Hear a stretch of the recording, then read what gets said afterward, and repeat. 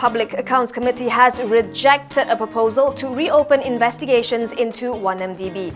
PAC member Tony Phua, who made the request, says the case needs to be relooked at and PM Najib summoned after that lawsuit by the US Department of Justice.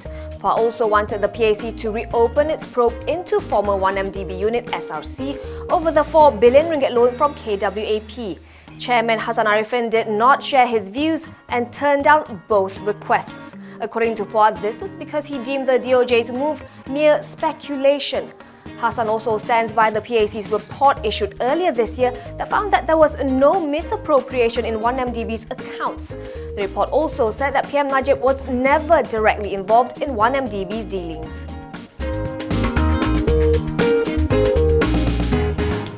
The EPF has reportedly earmarked 100 billion ringgit for its Shara Savings Scheme, which will focus on capital stabilization. According to Bernama, the pension fund may also set aside an additional 20 billion to 30 billion ringgit for the scheme, which will be launched next year. Citing EPF's CEO Shahril Ridwan, the Newswire reports that the scheme's asset allocation will mirror its existing conventional fund. 5,000 EPF members have reportedly applied to convert their conventional EPF savings to the Shara Savings Scheme. EPF is said to be planning to pay minimum dividends of 2% above inflation. More than 3 years in the planning, and Petronas' ambitious plan to build Canada's first LNG export terminal seems no closer to materializing.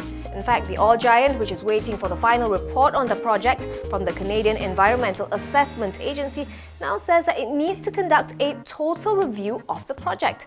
According to Canada's The Northern View, Petronas needs to do this prior to tabling it to its project partners for the final investment decision.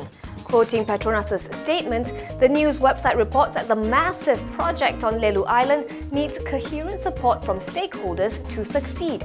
Petronas, which has put up billions into the project, did not confirm how long this review might take. The RSPO may have reinstated IOI Corp, but just how bad did the 4-month suspension hurt the plantation giant? Try an earnings cut of up to 7% per annum.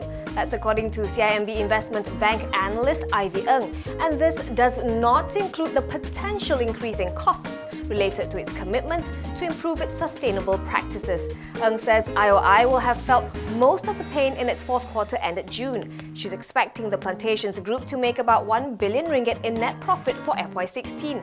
Still an improvement over the 168 million ringgit it posted in FY15 after it got whacked by forex losses and slumping CPO prices.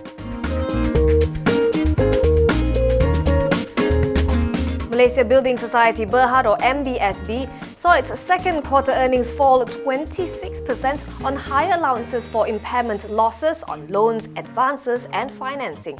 Net profit came in at 63 million ringgit from some 86 million previously. Revenue rose 6% to 812.5 million ringgit.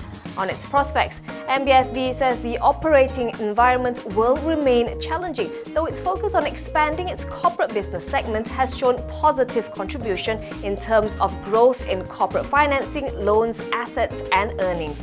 The group says it will continue to strengthen, adapt and sustain its corporate and retail business activities to compete in this environment.